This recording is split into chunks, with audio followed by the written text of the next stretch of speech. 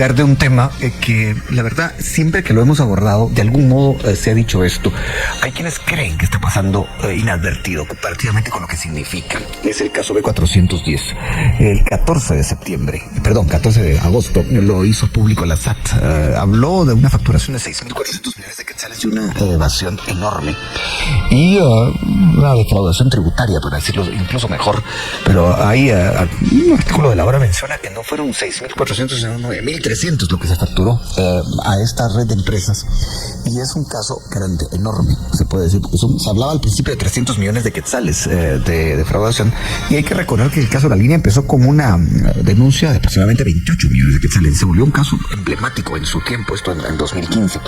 Para platicar del tema tenemos a un invitado presencial y vamos a tener a dos que estarán por la vía telefónica. Nuestro invitado presencial es el doctor Abelardo Medina Bermejo, es doctor en tributación y coordinador del área de análisis macrofiscal de ICEFI, fue superintendente interino de la SAT y también intendente de recaudación y gestión, y también de fiscalización y de coordinación de operaciones.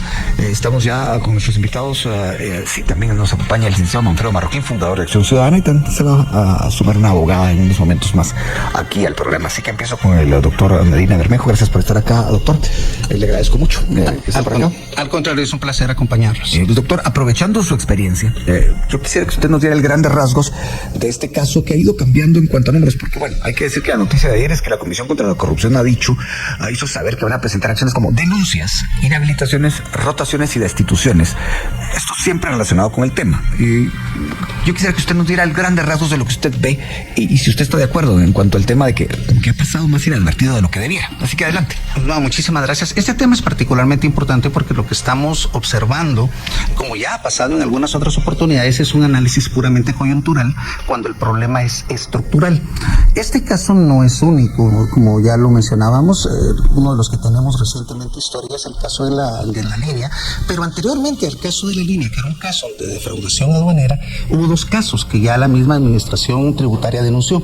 Uno de ellos tenía que ver con la defraudación de la devolución de crédito fiscal a los exportadores, en donde lo que buscaban los exportadores era documentar solicitudes de devolución de crédito fiscal fantasma por medio de la elaboración de andamiajes de empresas fantasmas.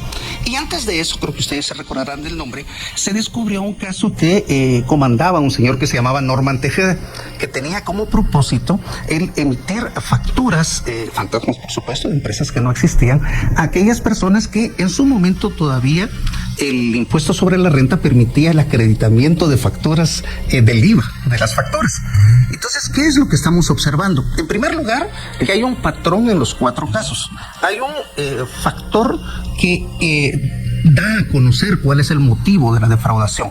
Todo parece indicar que en este caso es de la documentación de servicios, compra de bienes y servicios que se les hizo al Estado que potencialmente pueden ser no existentes, pero para poder lograr eso se monta un sistema de empresas fantasmas alrededor, porque no se conforman solo con el no documentar o no prestar los servicios al Estado, sino que los impuestos que tendrían que pagar, particularmente el IVA, que el Estado sí les pagó, simplemente buscan la forma de no hacerlo.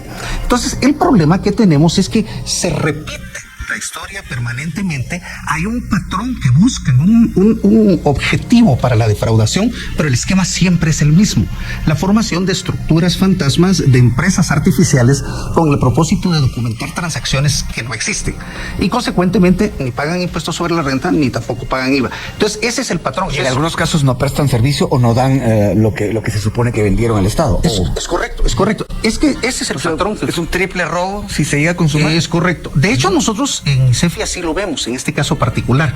Creemos que la mayor parte de la situación está orientada a documentar compras de bienes y servicios que no existieron. Pero además, como el Estado les pagó el IVA, ¿sí?, entonces también buscaron quedarse con el IVA. O sea, hay un doble robo de entrada. Y el tercero es que el pago que les hicieron de bienes y servicios, las rentas, ellos evitan pagar el impuesto sobre la renta en general. Entonces tienen un andamiaje completo en donde no solo no facturan, no pagan los impuestos, sino también documentan artificialmente algo que no existió. Es el mismo patrón, porque igual pasó con la devolución de crédito fiscal. Habían solicitantes de devolución de crédito fiscal a la administración tributaria por compras que nunca hicieron, pero le pedían a la SAT SAT que le devolviera el crédito fiscal por algo que nunca habían comprado.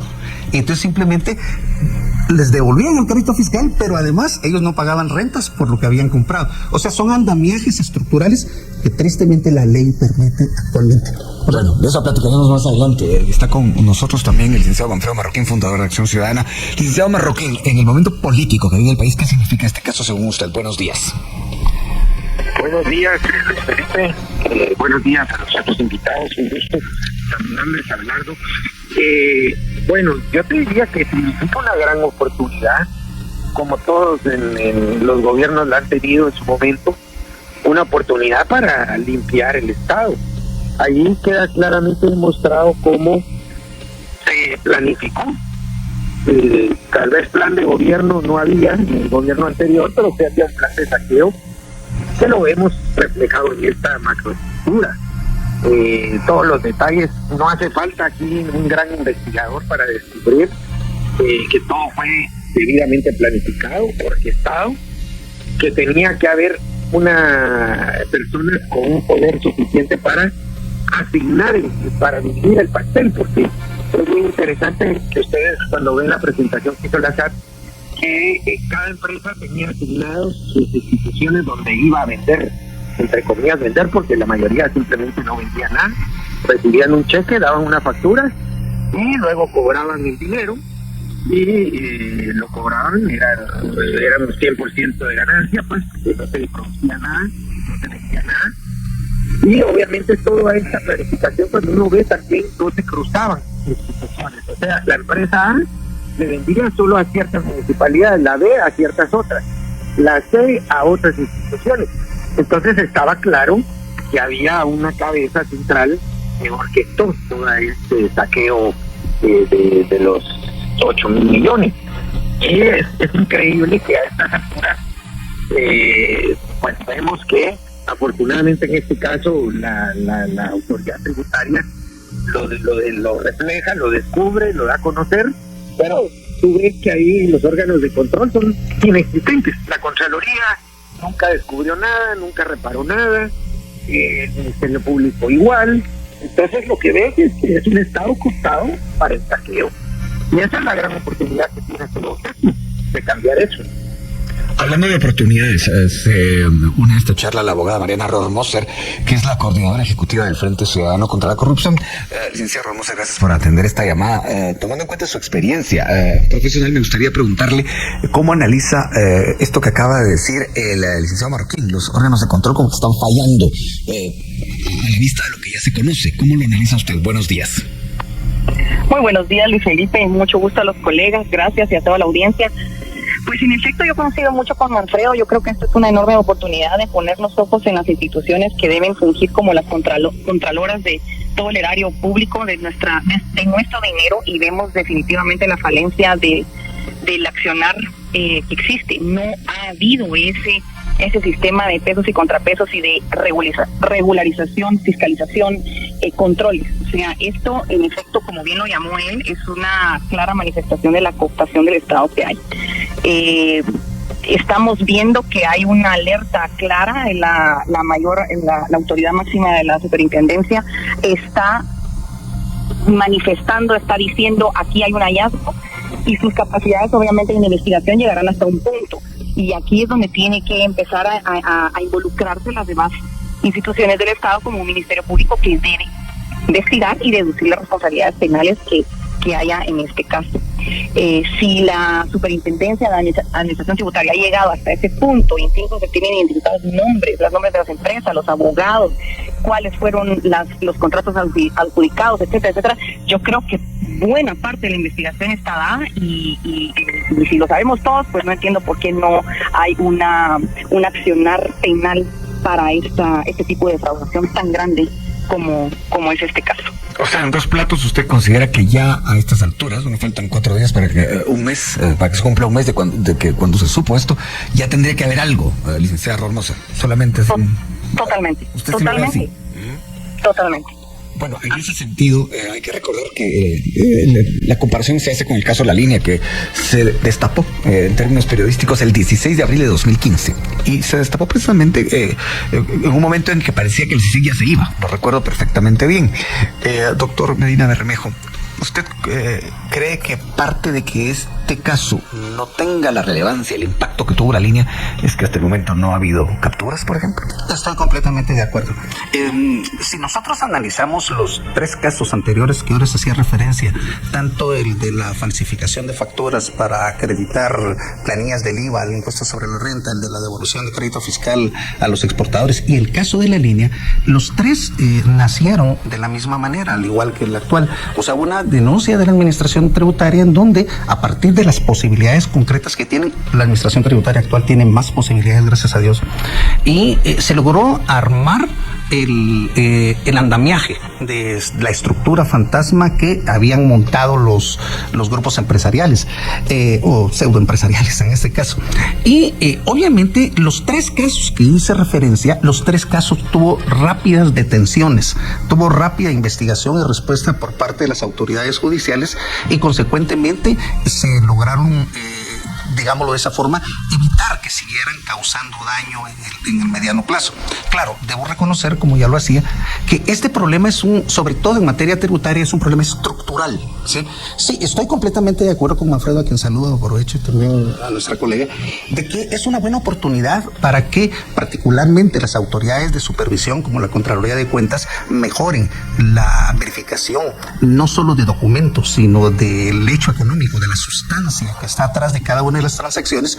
Pero el problema real no solo es ese, el problema real también es tributario, porque obviamente todos estos andamiajes descansan en un modelo que el sistema tributario actual permite.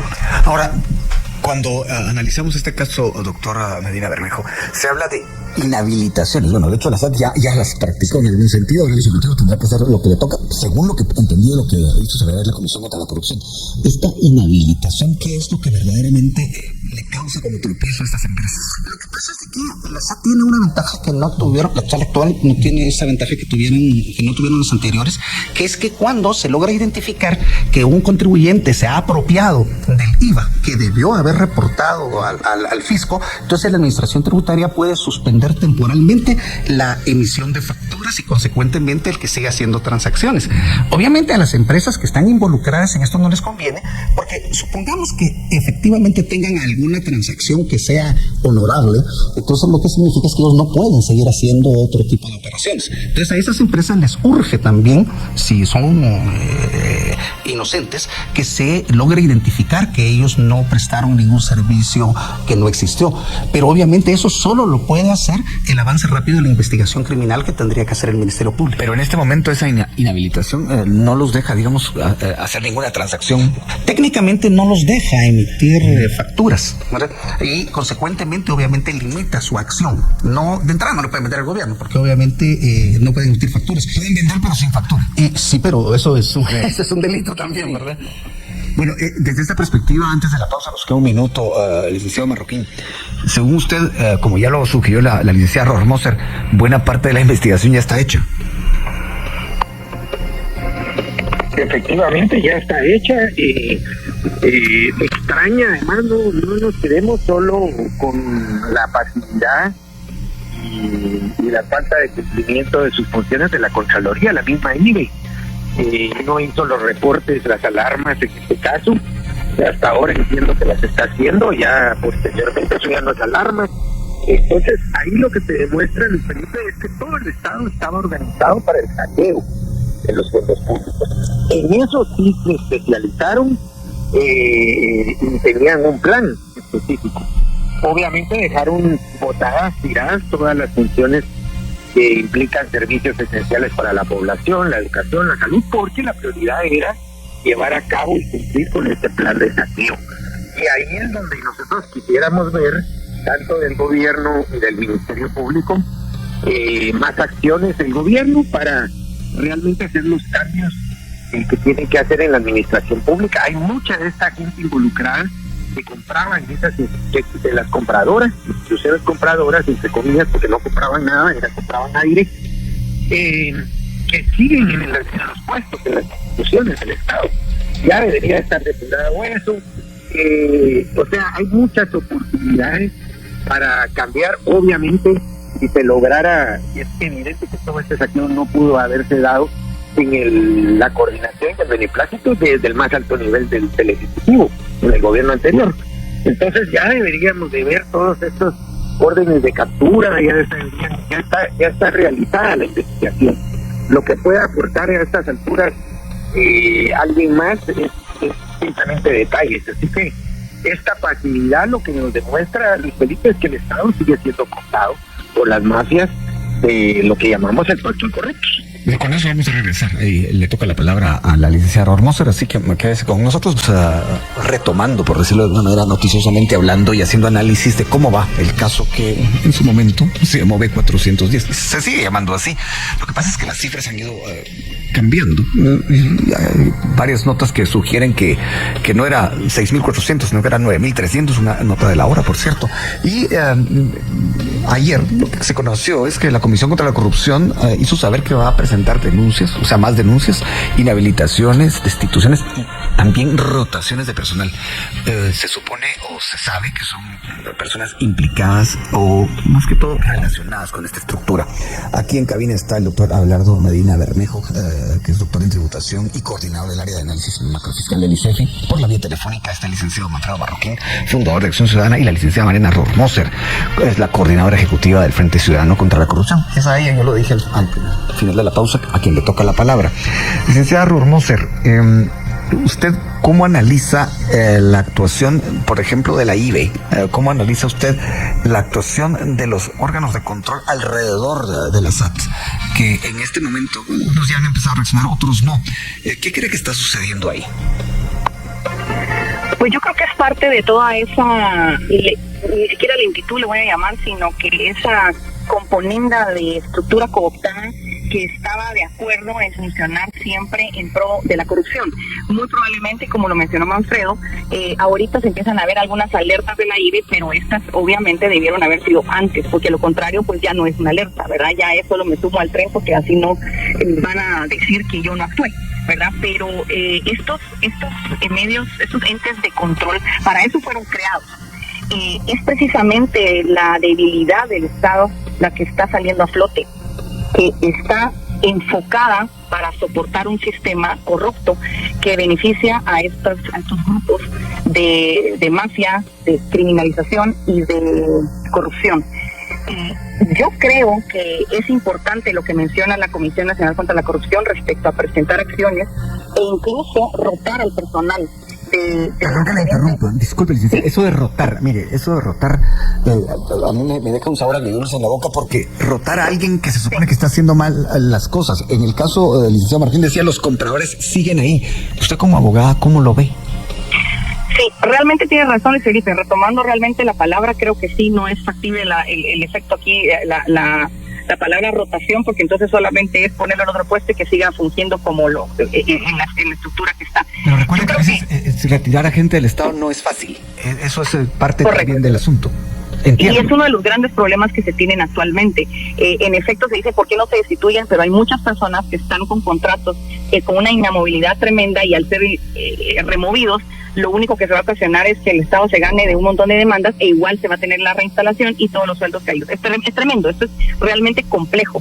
Pero entonces ahí es donde viene precisamente el ente investigador, que a él es el que primordialmente le compete aquí ya actuar y deducir las responsabilidades penales. Y yo creo que si está clara la estructura, se tienen, repito, los nombres, porque esto ni siquiera es una cuestión que se encuentre en reservas. Ya se han figurado los nombres de las empresas, y eso está en Guatecompras, están los nombres de los contratistas, está el abogado. Pues es que ahorita es donde ya surge la demanda de la población, en donde el ente investigador tiene que actuar. Claro, la presunción, vamos al tema jurídico, etcétera, la presunción de inocencia, pues bueno, pues entonces se empezarán a deducir las responsabilidades, pero si esos nombres están, hay que investigar qué pasa con esas personas, empezar a citarlas, empezar a hacer allanamientos, etcétera, etcétera. Todo lo que debe involucrar la investigación al caso, porque si la SAT está reportando estos nombres, los nombres de las empresas, que hay realmente una simulación de compras, decía Manfredo, vendieron aire. O sea, imagínense, no vendieron nada y todavía se quedan con el IVA. Es que es impresionante. O sea, es un desfalco monumental. Hay que investigar. Esto, yo creo que la población debe reaccionar a pedir, a demandar que esto suceda. Bueno, paso ahora con el doctor Abelardo Pinto Bermejo. Se filtró información de que algunas de estas empresas intentaron ponerse al día o pagar algunos impuestos para evitar sanciones. ¿Esto usted cómo lo ve desde la perspectiva de su conocimiento en el tema? Bueno, lo que sucede es de que en alguna dimensión las últimas administraciones tributarias o las últimas administraciones de la SAT, sería lo correcto, han tratado de privilegiar aquellos mecanismos que permitan resolver el conflicto en forma rápida. Y en algunos casos han privilegiado la solución administrativa incluso cuando hay denuncias de corte penal. O sea, por ejemplo, en cualquier país, España, Estados Unidos, si alguien sustrae el impuesto sobre la renta, lo embargan todo y lo meten a la cárcel en forma inmediata. En el caso de Guatemala, eso debiera pasar con el IVA, pero lamentablemente no es muy rápido. Entonces, muchas empresas... ¿Por qué no es muy rápido? Porque la ley no lo permite y por las características específicas del sistema de acusación. Si alguien se apropia del IVA y lo paga, santos en paz. Correcto, ese es el punto. Entonces, por ejemplo, muchas empresas tienen la posibilidad de practicar rectificaciones. Incluso cuando la administración tributaria ya presentó denuncias, en muchos casos, de común acuerdo con el Ministerio Público, han llegado a soluciones administrativas, lo cual a nosotros, particularmente en ISEFI, no nos parece apropiado porque no mandan mensaje claro sobre la gravedad del delito. Pero eso es lo que está sucediendo. Entonces, muchos aprovechando la práctica que se había realizado en algunas administraciones de la SAT en los últimos tiempos, simplemente lo que trataban de hacer era rectificar y platicar con las autoridades con el propósito que retiraran las denuncias y todo el mundo santos en paz. Pero la verdad es que en este caso particular, aparte de que, como ya lo mencionamos, puede ser que el meollo del asunto es compras o ventas que nunca existieron al Estado. Hay algo más que eso. Correcto. Entonces, el punto es que la administración tributaria, cuando es una denuncia de corte penal, cuando hay defraudación tributaria concreta, cuando hay un esfuerzo específico de engañar a la administración tributaria, ahí fue donde lo descubrió la SAT. Porque hay que reconocerlo, que la SAT lo descubrió. ¿Hubo negligencia de la SAT en algún momento? Y yo no lo creería. O sea, lo que sucede es que debo reconocer que estos casos no son tan fáciles de armar. Debo reconocer también que la SAT actualmente con el sistema de facturación electrónica universal es relativamente más sencillo armar quién le compra a quién y quién le vende a quién. Entonces, cuando uno empieza a notar, ¿dónde lo notó la SAT? Que el gobierno hace pagos de compras de bienes y servicios a las personas y las personas debieron reportar una declaración de IVA y de impuestos sobre la renta asociada a eso. Pero estas empresas no lo hicieron, o si lo hicieron, siempre pagaron IVA cero. Y entonces lo que empezó la SAT a averiguar es qué pasó con ese IVA, qué pasó con ese impuesto sobre la renta y se fueron para atrás. Entonces simplemente yo no creería de que la SAT tenga alguna negligencia. No conozco el procedimiento que están utilizando completamente adentro, pero a mí me parece que lo que estas empresas trataron de aprovecharse esa práctica que ellos han privilegiado de tratar de resolver todo administrativo para tener alguna recaudación en lugar de hacer denuncias penales que en este caso, según yo, debieran ser los apropiadas. Bueno, paso ahora con el licenciado Manfredo Marroquín. A finales de agosto circuló una foto, licenciado, en la cual figuran el titular de la SAT, Marco Livio Díaz, está también el PGN, Procurador General de la Nación, Julio Saavedra, está el embajador de Guatemala en Estados Unidos, Hugo Beteta, y también se encuentra entre los, hay alguien más, pero está el subsecretario de Asuntos Internacionales de Narcóticos y Aplicación de la Ley de Estados Unidos, el ex embajador de Estados Unidos en Guatemala, Todd Robinson. En el contexto de lo que estamos hablando, ¿esta foto significa algo para usted? Bueno, sí, significa bastante, en el sentido de que es un caso que está bajo conocimiento de autoridades de Estados Unidos. Recordemos que muchos de estos casos pueden tocar incluso ya sea que ese dinero, ¿dónde está el dinero? Pues que se saqueó. Puede ser que mucho de ese dinero ha ido a parar a cuentas en dólares, ya solo por ser moneda en dólares. Las autoridades de Estados Unidos pueden involucrarse para rastrear ese dinero y dar con los responsables. Entonces sí, hay mucho que ver todavía. Es obvio que es un mensaje también para decir, bueno, en Guatemala no estamos en condiciones de investigar esto porque las instituciones que deberían de hacerlo están cooptadas por los mismos que hacen la corrupción en el país. Es decir, tiene muchos mensajes implícitos esa fotografía.